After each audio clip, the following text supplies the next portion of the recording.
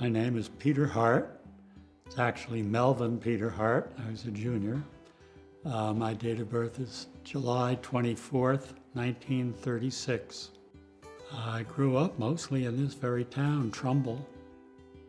I went to a grammar school in Bridgeport called St. Joseph's Grammar School. And then I went to Fairfield Prep, which obviously is in Fairfield, Connecticut. Then I went to Fairfield University.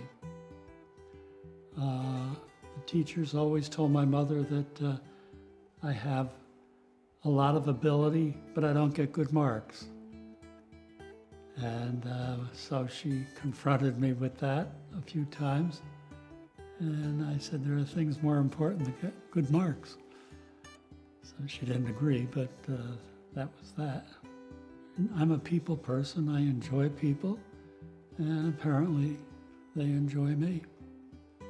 But my father was my hero.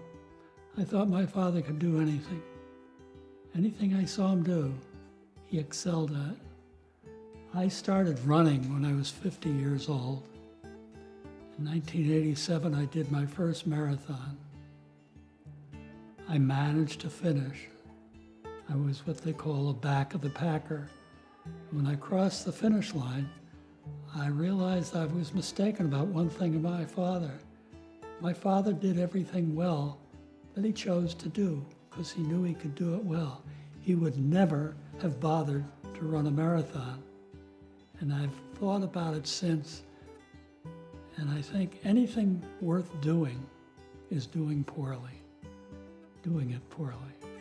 I did the marathon poorly, but I did 18 of them.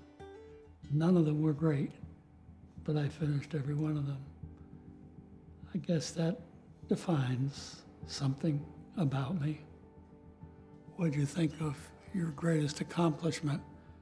And without a doubt, it was crossing the finish line in the first marathon. And I traveled all over the world doing marathons. Ran in Moscow, Bermuda, British Columbia, Boston. Exotic places like Bridgeport. And made a lot of friends. Never met a runner I didn't like. One of the most happy parts of my life was my little kids. I got a great deal of pleasure, satisfaction, being a good father. But I can remember very clearly my wife and I going to an amusement park, and one of my daughters, one of the twins, wanted to go for a ride in the bumper cars. Now, if you know what a bumper car is, go around the circle. And maybe she was 8 or 10, I don't know. But she was awful. And we, the two of us, stood there laughing.